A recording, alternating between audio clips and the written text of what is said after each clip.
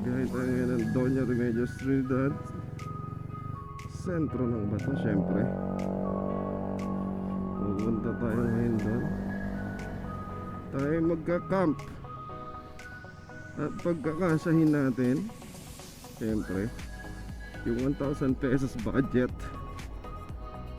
kung tingnan natin kung magkakasya ba talaga. Pero tingin ko magkakasya naman. So pinakamatipid na budget pero hindi mo namang gugutumin yung sarili mo is yung ano nga, yung camp.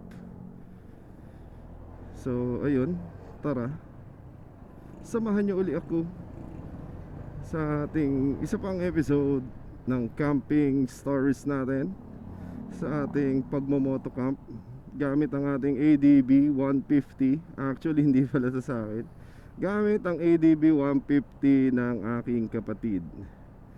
So bakit nga ba ADB 150 ang dadali natin? Dahil ba sa pangit ang daan? Hindi mga chong.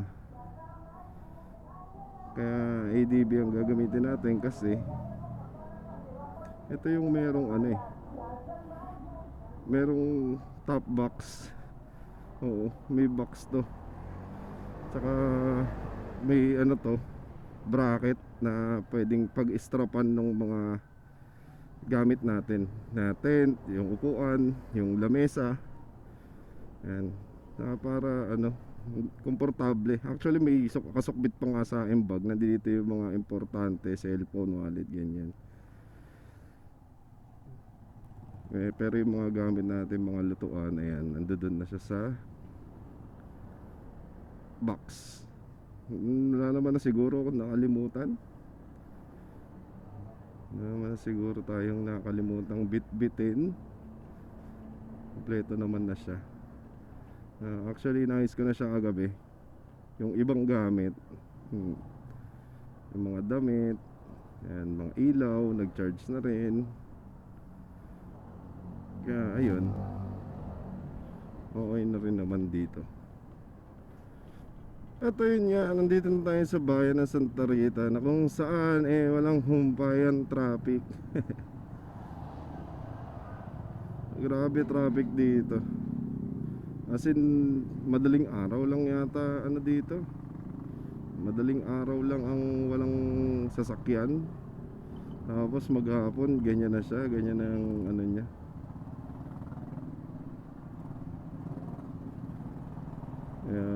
Kaya kung dadaan kayo rito, magbaon kayo ng maraming pasensya. Kasi parang ewan ko, bayan ba to? Kasi marami dito, may talipapa rito, maraming tindahan. Kaya marami talagang nakaparada sa gilid-gilid kahit may mga sign na no parking. Samahan nyo pa ng mga naglalabasang sasakyan tapos ginagawang kalsada, talagang magkaka-traffic. Ewan ko kahit kaya pagka eleksyon lagi na lang natatapat na ang daming pinapagawang kalsada. Di ba Kaya niya dahil ba magpapalit ng pwesto kaya nag-uubos ng pondo yung aalis? Ganun ba yun? Para yung upo walang pondo? Ba naman, di ba? Pero tingin ko wala naman talagang pondo lahat ng LGU. Kasi yung nagtatanong lagi na walang pondo barangay walang pondo para sa ganito yung barangay, di ba? Kaya magtatakit, yung election lang talaga lagi. Tapos alam niyo yun, kung kailan rush hour, umaga, tsaka may gumagawa. Mas maganda yan, gawin na lang nila sa gabi. Yung walang mga gaanong sasakyan, walang gaanong tao sa kalsada. Pabor din dun yan sa mga gumagawa. Kasi hindi mainit. Alam niyo naman sa Pilipinas kaya inaabot ka ng alas 10, masakit na sa balat yung init ng araw. Diba? Pabor pa sa mga manggagawa yun. Malilesen yung chance na magka heat stroke sila. Kagaya naman nito, kalsada to, main road to, wala naman sigurong kabahayan dito na mabubulabog pag naghuhukay sila ng gabi. O kaya gawin nila yung parang sa Valenzuela, gagawin ng Friday ng umaga, ang tuloy-tuloy yun. Pagdating ng Sunday, bubuhusan na yun. At pagdating ng Monday, may pasok na uli ang karamihan. Nadadaanan na yung kalsada, di ba? Ang bilis nung curing time nung nung kalsada. Ewan ko lang bakit ganun. Ba't hindi yun magawa ng iba? Which is possible naman pala. Pwede naman pala yung ganun lang kabilis, di ba? Bakit yung iba hindi nila makagawa? Yun lang naman, di ba?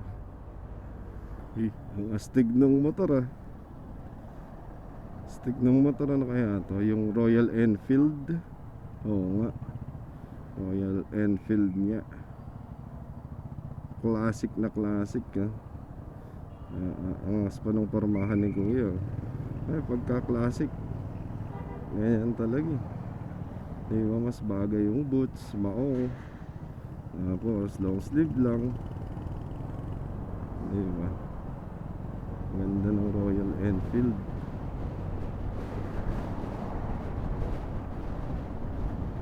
Diba? Kaso siguro pinande-daily niya yan. Hindi ko alam kung anong model ng Royal Enfield yun.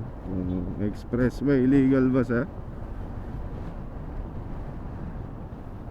Tahimik kasi, naka stock pipe. Diba? Hindi natin narinig ang kanyang sounds.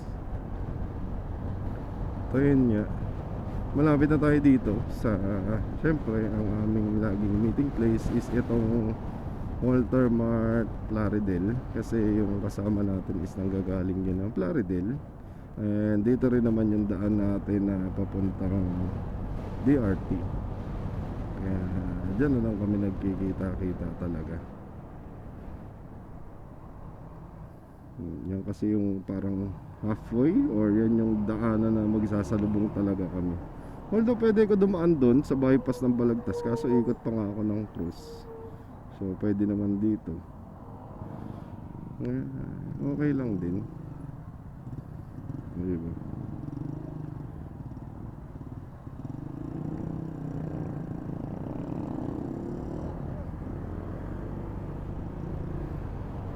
Walter Mart Plaridel.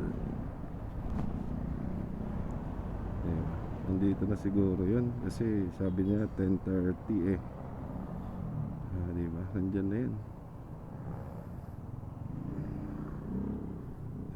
Ayun si paring Jason. Yun nga, sama na natin si paring Jason. Bali, dalawa kaming magka-camp. Bali, first time niya first time niya mag-camp. Yan, i-introduce natin sa kanila yung camping. Yan, introduce natin sa kanya yung camping. Baka makahiligan niya So si paring Jason, cowboy naman yan. Kahit saan naman game yan. Hindi naman din maselan. Kaya tingin ko hindi naman din siya mahihirapan matulog maliban sa matigas na higaan. Wala kasing kutsyon. Wala kasi kaming kutsyon parehas. Hindi pa rin naman ako nakakabili ng kutsyon ko. So bali ang tutulugan ko lang is yung sleeping bag. Yun lang. Yan, dito tayo sa Plaridel Bypass Road.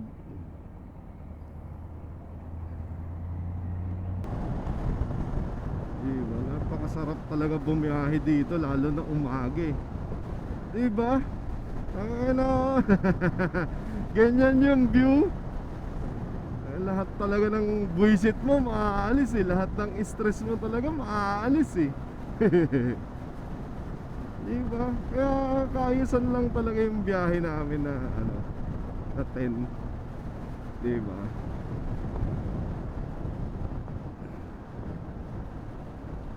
Kaayusan lang yung biyahe namin na 10 ng umaga. 10:30 kami nagkita, di ba?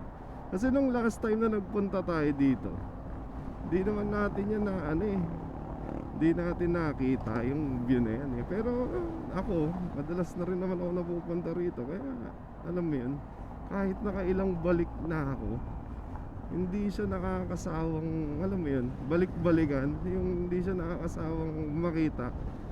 Well, although ano lang naman kasi ko, hindi naman ako palaging nadadaan dito. Minsan, isa, dalawang beses lang sa isang buwan. Gaya ngayon, ito yung pangalawang beses nating nag-DRT ngayong February. At tatapusin din natin, sasalubungin natin ang March. Diba? Sasalubungin natin yung March na nasa campsite tayo. Ay hindi pala. May date pa nga pala bukas, February ano pa nga pala bukas. Kaya hindi pa natin masasalubong.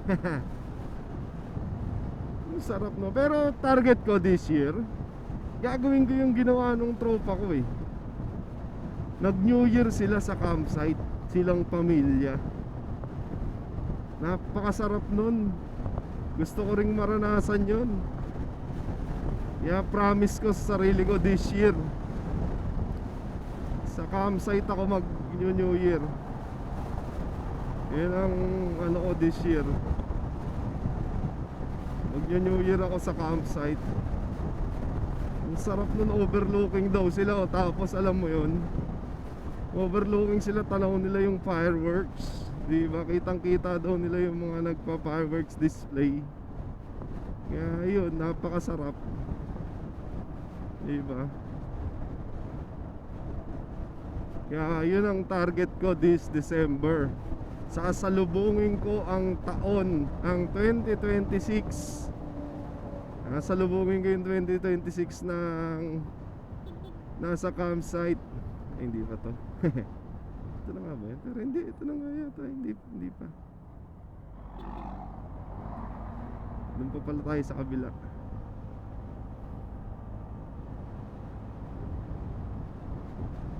Diba? Napakasarap nun. Gusto ko rin ma-experience na. Nakikita ko yung mga post niya. Sabi ko, ay sastig ah. So nagkukwento siya, grabe. Alam mo yung kwento niya, kinukwento niya palang nag-e-enjoy na ako. What more kung ako mismo yung gagawa nun, di ba? And hopefully magawa natin yun. Makapag ano tayo, makapag camping tayo ng ganun. Di ba? Ang saya nun, ang sarap nun.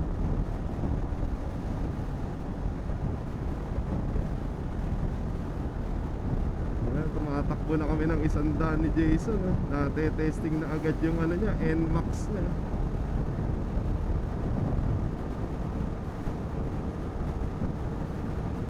Ayun nga, nakaligo na tayo dito. Hindi ko alam na kung anong tawag na daan. Basta sa bypass, nag-iisa tong maluwag na kalsada na pakanan. Yan, tayo naman probinsyang probinsya, diba? Nagbibilad ng palay, diba? Ano na yan eh, hindi ko alam, pagigiling na ba?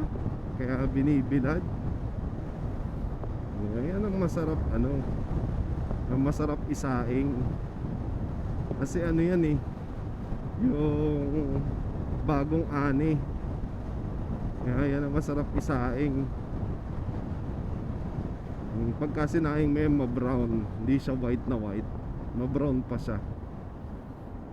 Masarap yan, malinamnam, tas malambot na malambot yung pagkakasaing. Masarap. So yun yan, malapit na tayo sa sentro ng Bato. So bago tayo pumunta ng sentro ng Bato, pupunta muna tayo ng Alphamart para makabili tayo nung mga dapat bilhin or kailangan bilhin. Wala rin tayong pagkain, makabili na rin tayo ng ating mga kakainin. Ayan, dito naman tayo sa Alphamart Pag-uusapan lang muna namin kung ano ang aming bibilin.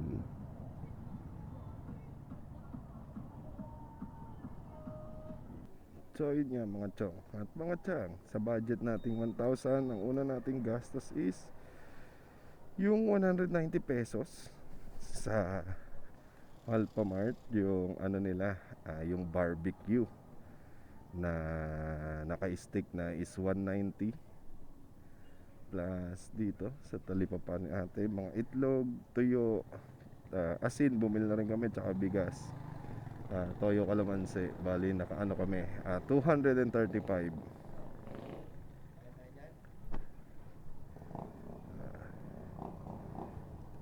Ang una nating gastos. So yung expenses kasi depende yan sa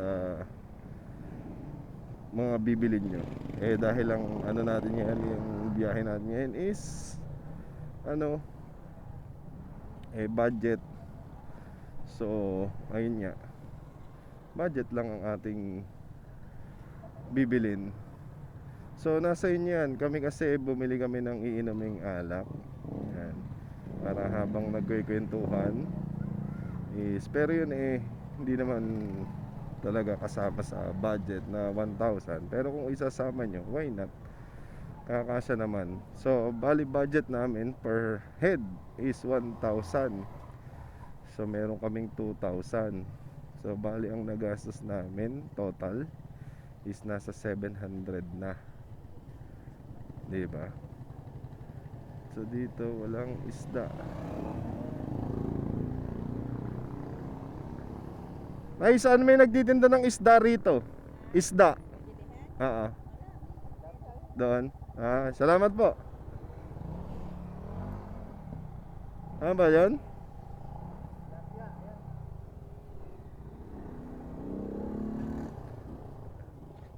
So ang next namin is tilapia. Tayo magkano tilapia? Ilang piraso ba yung 1 kilo te? Higit yung apatan. 1 kilo lang.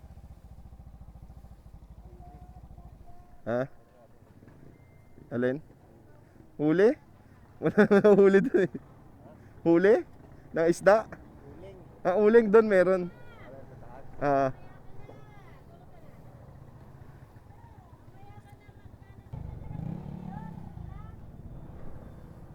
Antayin niya mga chong. Tapos na kami mamalengke.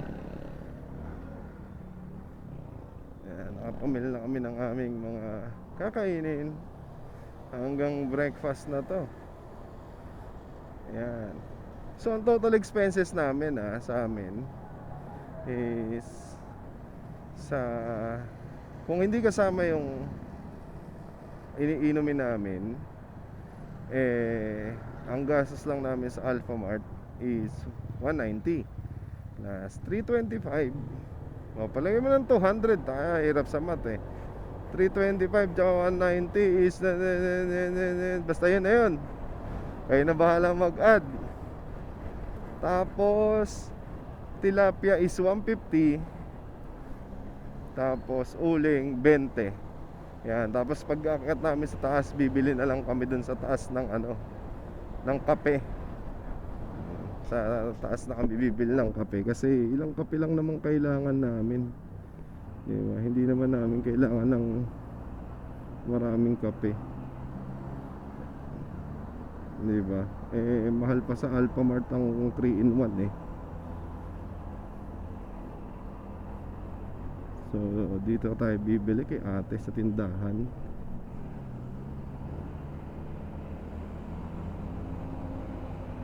Yung madalas nating pagbila na tindahan.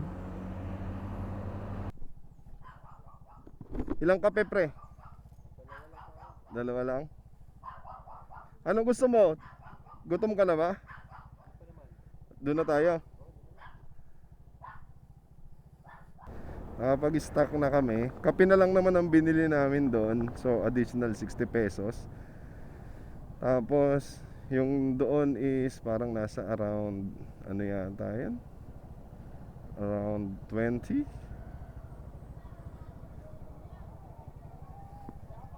Yes po. Sentro po.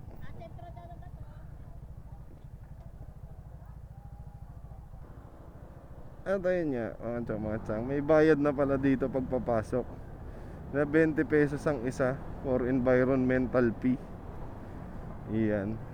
So, dagdag nyo na rin yan sa gastos nyo. Diba?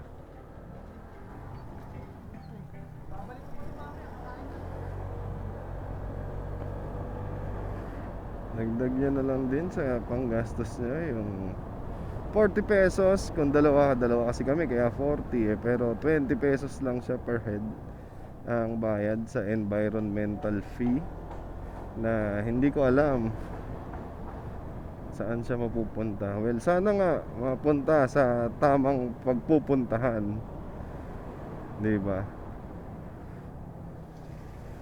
Huwag sana mapunta lang sa bulsa ng iilan,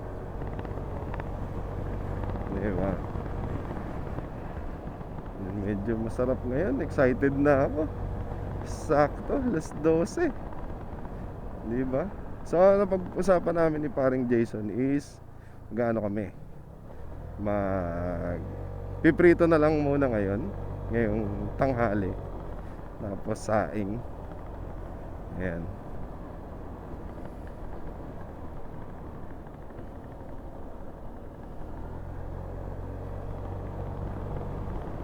Piprito na lang muna kami, tapos saing, tapos yun na ang aming tanghalian.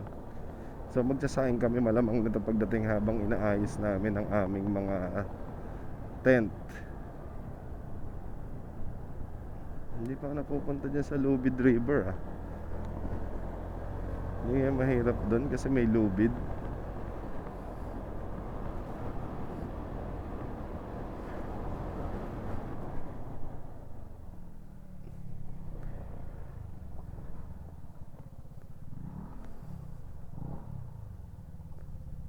Gano te?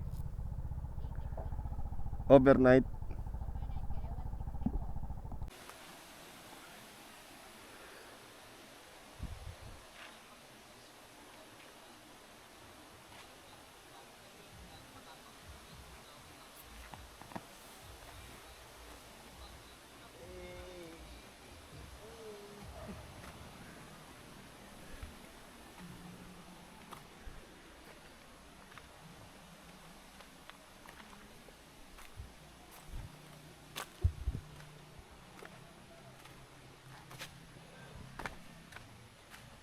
So ayun, what's up mga chong at mga jang. Ayan yung aming tent at duyan.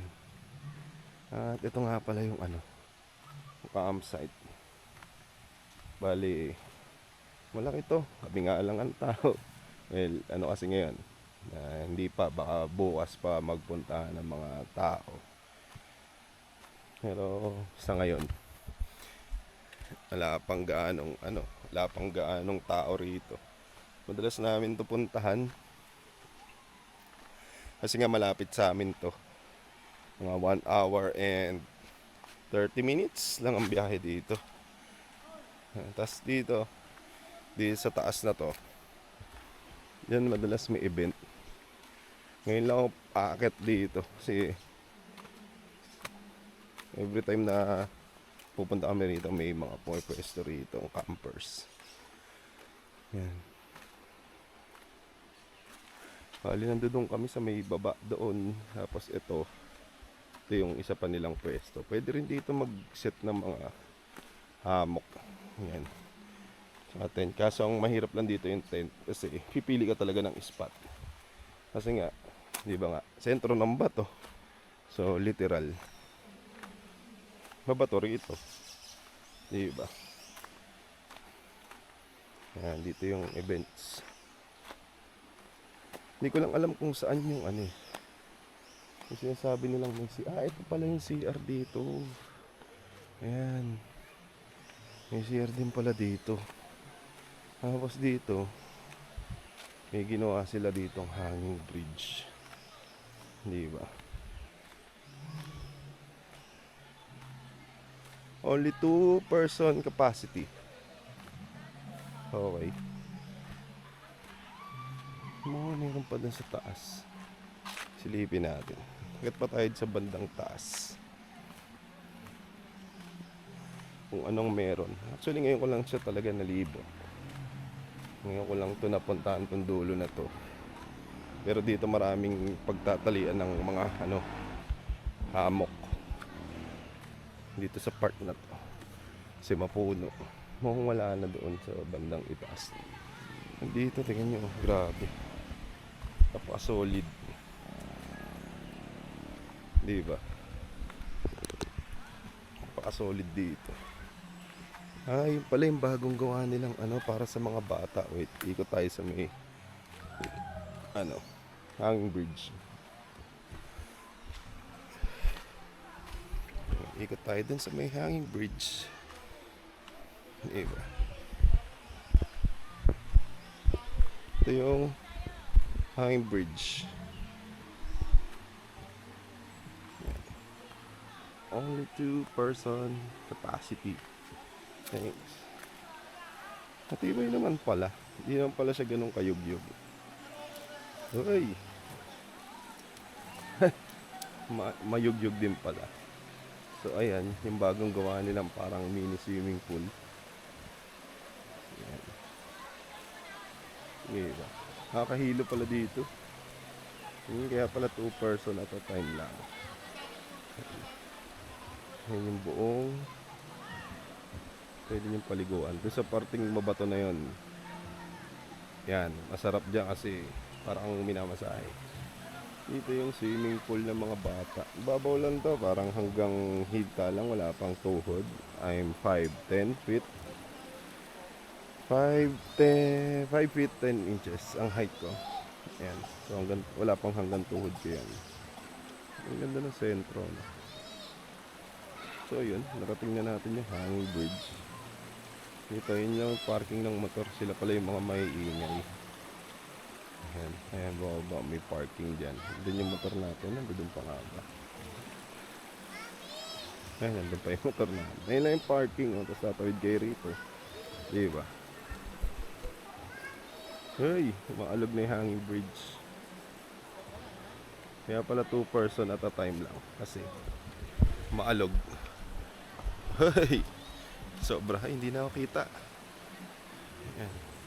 Hindi na ako kita. Tanggal natin yung ND filter. Wait. Ayan! Diba? Kitaan nyo na ako guys.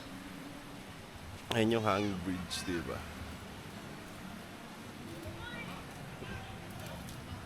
So, ayun lang. Ito yung sentro ng bato.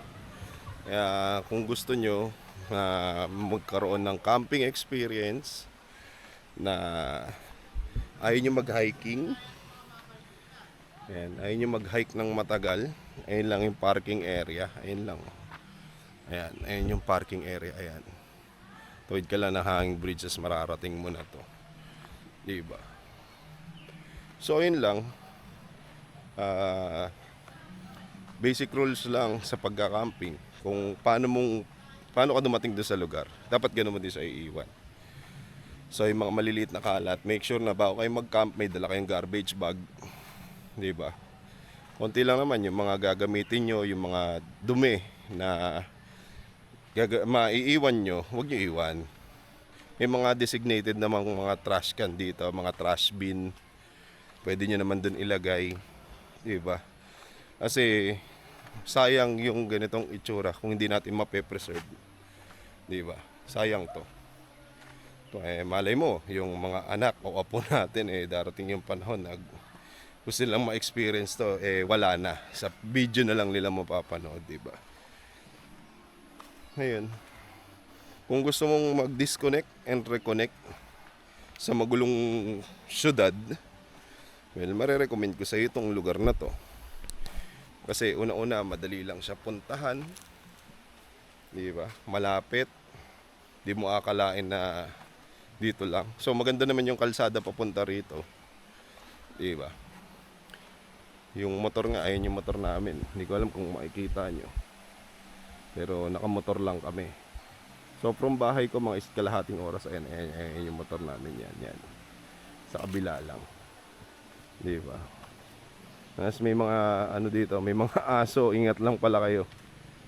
So yun lang, yun nga, kagaya nga sinabi ko, yung ayan, may mga basurahan naman sila dito. Sakaling yung mga kalat nyo, pwede nyo namang iwan dyan sa basurahan nila, tas sila na bahala. Di ba, napakalinis nung campsite kasi maya may nagwawalis. Pag umalis dito yung guests, maya may darating dyan na magwawalis. So ayun lang guys. Tapos pangalawang rule, yung mga nagpupunta dito talaga gusto ng katahimikan, di ba? Kagaya ko, gusto ko ng tahimik lang. Kumbaga ayoko na nung ingay. Ayos mo natin natin. Yan. Ayoko na ng ingay. Kumbaga masyado ako nabibingi. Tapos para alam mo yun, pag-relax ka din. So mas masarap yan, huni lang ng ibon, tapos daloy ng ilog, di ba? Pwede naman magsaya, pwede naman uminom, pwede naman kahit anong gawin nyo rito. Pero make sure na hindi kayo makakaabala dun sa mga taong nandito. Tsaka hindi nyo maabala yung katahimikan ng bundok. Kasi sa labas ito maraming dito sa taas niyan. Yan. Dito may mga bahay na dyan. So yun lang, sa mga pumupunta na may dalang party box, last time na pupunta ako dito, okay lang naman siguro kung umaga may mag-party kayo. Pero pagdating naman ng gabi, hinaan nyo lang, or much better patayin nyo na, diba?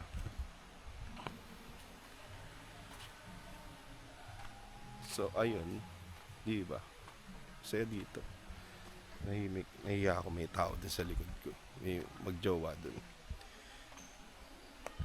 Narinig nyo, may video okay pa dun sa kabila. So okay lang naman kasi umaga pa. So sana pagdating mamayang hapon or gabi, wala na. So yun, prepare na kami ng dinner.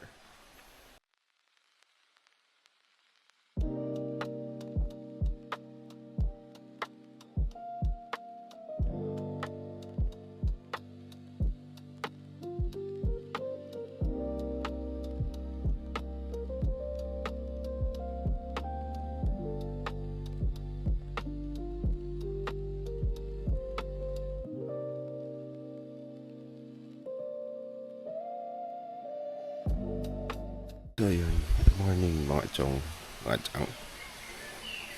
Grabe, sobrang lamig. Sarap pero walang pag.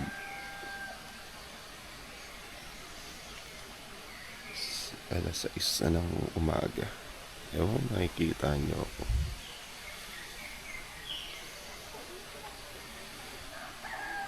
Grabe, sarap sana matulog kasi may mga dumating na katabi namin, may kasamang mga bata.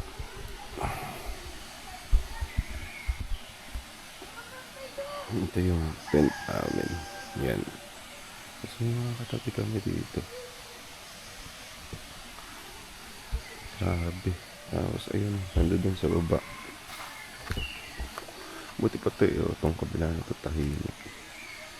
Ito grabe, magdamag. May nagsisiga, may alam mo yun, hindi na nasinita, baka first time nila. So, grabe, konting ano man lang sana ba, madaling araw nagsisigawan, napakaingay. Sana sa mga kagaya sinabi ko kanina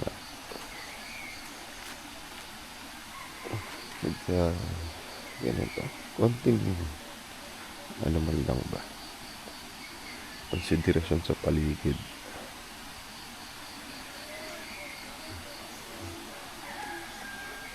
Ingay magdamag. Kami ay tutuloy na. Yan. Sarap kagabi, kaso problema namin, may dumating na grupo na may kasama mga bata. Syempre pakiramdaman na lang,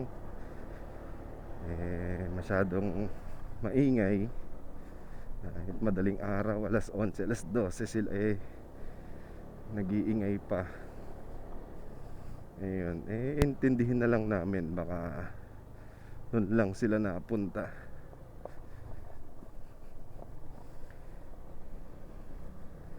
At yun, kami ay hahayo na, babalik na uli sa ating mundo. Ayan. Kaya yun, muli maraming salamat sa kumpare natin yan, si Jason Aribon. Yun, nandoon siya sa likod natin. At sa kanyang mga kaibigan na dumating ngayon lang. Actually, yung pwesto namin, dapat uwi kami ng tanghali. Hindi na rin kami, nasarapan na rin kami. At inintay na rin namin dumating para yung pwesto mapunta na rin naman sa kanila. Kasi maganda yung pwesto namin yung pwesto namin ng pinaka patag, tapos malapit sa ilog. Kung may mga kasamang bata nga, abot tanaw mo yung bata. Ayan. Saka yung gabi na, pagkagabi yung spot namin ang maliwanag kasi meron silang ilaw doon. Actually maliwanag naman sa lugar, hindi naman siya ganun kadilim kasi meron silang malalaking spotlight na abot doon sa mismong campsite. Hindi man maliwanag na maliwanag, pero hindi naman siya ganun kadilim. Sakto lang, saktong liwanag lang, may aninag ng liwanag.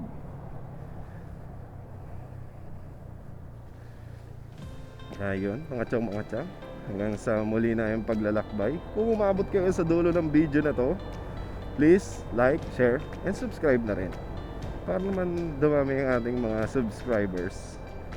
Kaya yun, hanggang sa muli, ingat mga chong, hanggang sa muling ating pagkikita at sa susunod na video. Peace out.